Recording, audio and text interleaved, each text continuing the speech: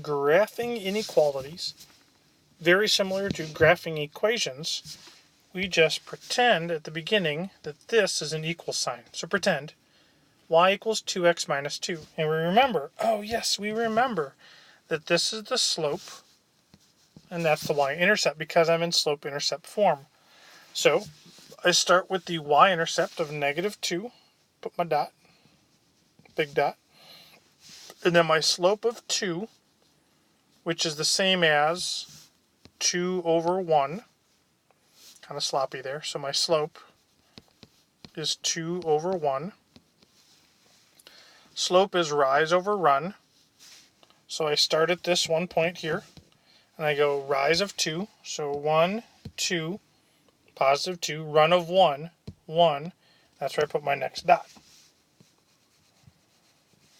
And then I can either just connect those dots and keep going, or just keep counting up. Go from that point up to 1, 2, run of 1, 1. So now I'm at 2, 2. And then I can put a line in there. Yep.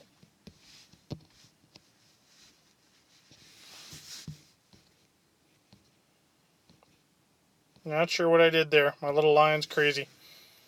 We'll just draw it in by hand. Pretend that's a straight line. But then I got to go back to my original equation, which I pretended was an equal sign, but realized, nope, it's less than. Of the 4 inequalities, I've got less than, greater than, less than or equal to, greater than or equal to. If you remember, and if you don't, that's fine, these are dashed lines. These are solid lines, which means my line should be dashed. And if you made a solid line, it's not that big a deal. Just going to go back with my eraser, erase some little points on there, and now it's a dashed line. So now I've got a dashed line. Last thing I need to do is shade. 2 ways to approach this. One is you look at this and say, okay, what makes y less than the rest of this? All right. So we take a test point. The easiest test point is always the origin, 0, 0.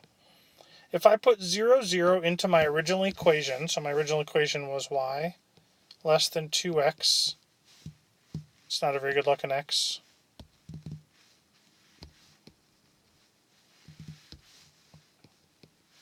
(2x minus 2). I plug 0 in for y. I plug 0 in for x. I have 0 less than, let's see, 2 times 0 is 0, minus 2, 0 less than negative 2. Is 0 less than negative 2? No, 0 is more than negative 2. Negative 2 is less. So since 0, 0, that point I tried right here, does not work, that means it is not part of the zone that I want. It is not my shaded area, so I shade on the other side of the line. If 0, 0 had worked, then I would shade on the side that has the 0, 0 in it. Okay. The other way to think about this that I've done in class as well is you just look at your equation. Y, and I'm a little buried here, y less than, less than. If I have this line going up, where is underneath the line? Underneath the line, it's easier to see with this one, is under here.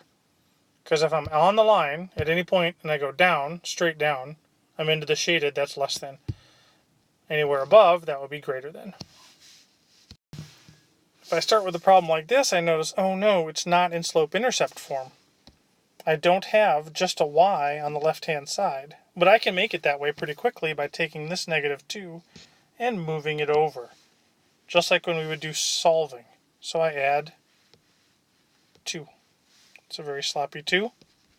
Let me make that better. Plus 2. This side I add 2. So now I'll have on the left-hand side y greater than or equal to x plus 9. So I go, okay, 9. Ooh, 1, 2, 3, 4, 5, 6, 7, 8, 9. Not a very great accurate graph, so instead of that, let me just do this.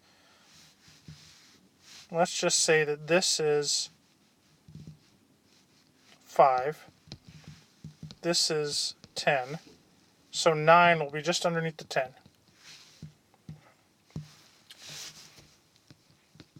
Whatever I do on my x, I'm going to increment everywhere around the exact same. So I have same increments. Then to solve, a couple ways you could go. I could go to this equation here. And so I'm going to look at this one here. What number will be over here when it crosses this or somewhere over here? All right. That is when x is 0, when y is 0, what will x equal? All right, so what number goes in here that makes this whole thing 0? If I put negative 9 in for this whole side, negative 9 plus 9, I get 0. So when x is negative 9, see that's negative 10, so when x is negative 9, this up here is positive 9. When x is negative 9, the y value will be 0. Connect those two dots.